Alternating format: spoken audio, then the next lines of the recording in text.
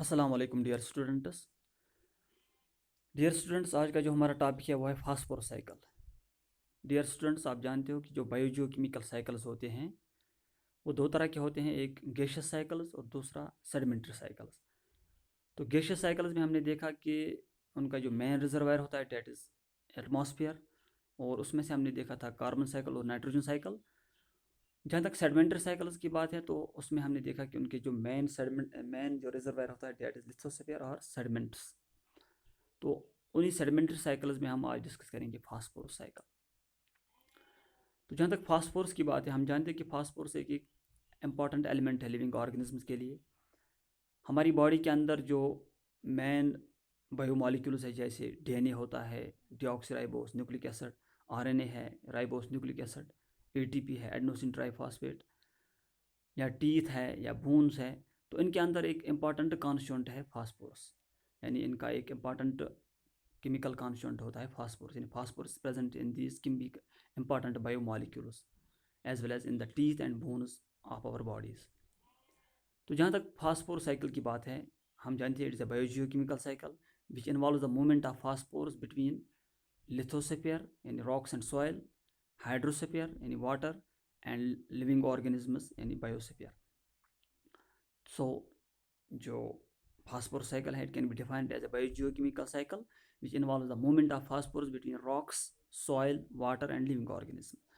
तो phosphorus cycle मैं अभी आपको बता रहा था कि it's a sedimentary cycle because इसका जो मेन रिजर्वायर है, इसका जो ग्रेटेस्ट रिजर्वायर है, that lies in the rocks as insoluble ferric and calcium phosphate compounds, and it is present, it is located inside the rocks, it's present in the inside the rocks and sediments in the form of ferric and calcium phosphates. तो phosphorus atmosphere में नहीं होता।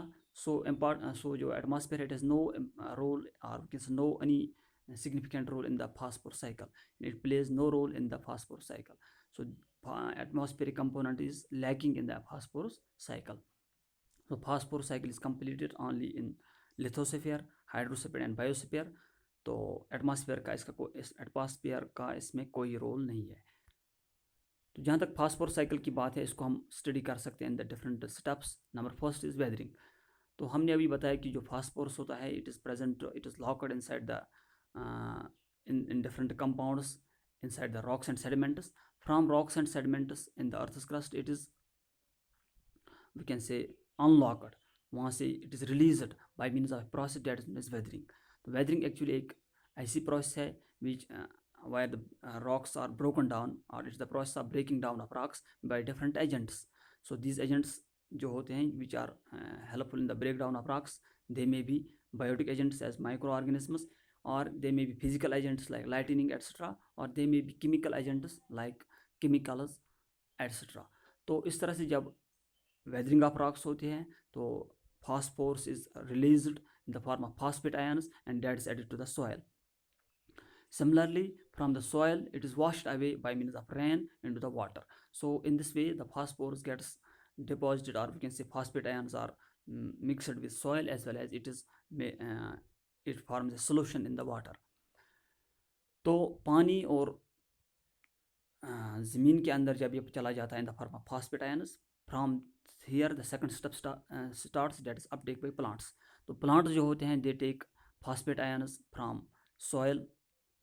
The terrestrial plants take it from the soil through their roots, as well as the aquatic plants like seaweeds, they take it from the water.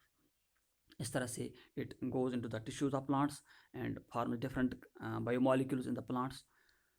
So from plants it is, we can say, it goes into the different steps of the food chain. Number third, absorption by plants, absorption by animals.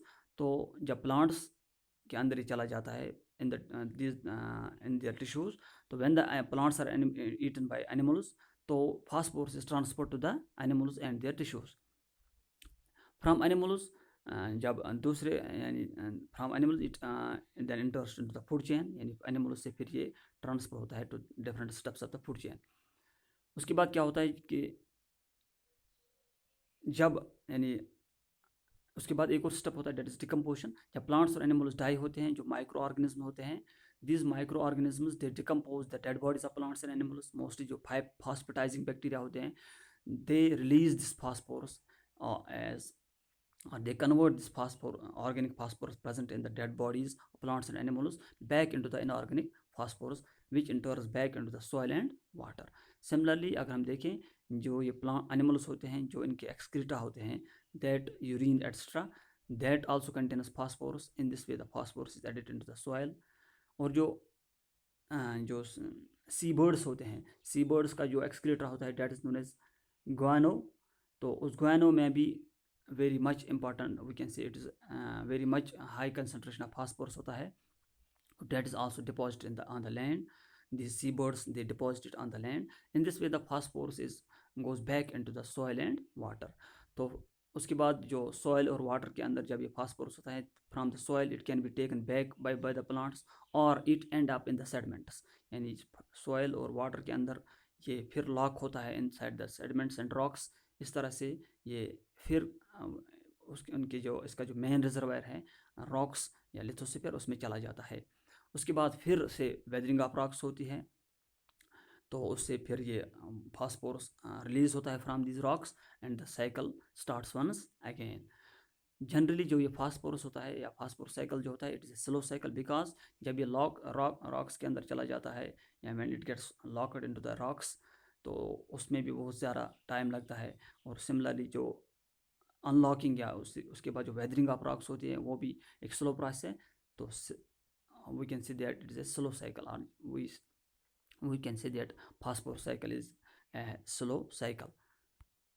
तो यहाँ भी अगर हम इसको summarise करें, हम देखते हैं कि जो फास्फोरस रॉक्स के अंदर होता है या डिपॉजिट होता है in the we can say sediments, वहाँ पे जब वेदरिंग ऑफ रॉक्स होती है तो ये फास्फेट आयन्स के ज़रिए से सॉइल में चला जाता है. उसके बाद ये इसी तरह से loss in the drainage, bye means of drainage it goes into the water bodies. From soil it is taken up by the plants and assimilated by plant cells and gets incorporated into the plant tissues. तो plants को जब animals खाते हैं it gets then incorporated in the animals, और animals अपने urine के ज़रिए से इसको बैक रिलीज कर सकते हैं into the soil. Similarly by their feces it is released back into the soil. और एक और स्टेप होता है कि अगर प्लांट्स और एनिमल डेथ हो जाएं तो उनकी जो डिकम्पोजिशन होती है by bacteria and fungi, it is this bacteria and fungi then it release it back into the soil. Similarly जब ये सॉइल और वाटर के अंदर चला जाता है वहाँ से it can be incorporated into the sedimentary rocks, और from this rocks once again the weathering occurs. तो इस तरह से ये साइकिल कंटिन्यूसली चला मतलब रहता है in the environment. So that was about phosphorus cycle. Hope you have understood. Thank you.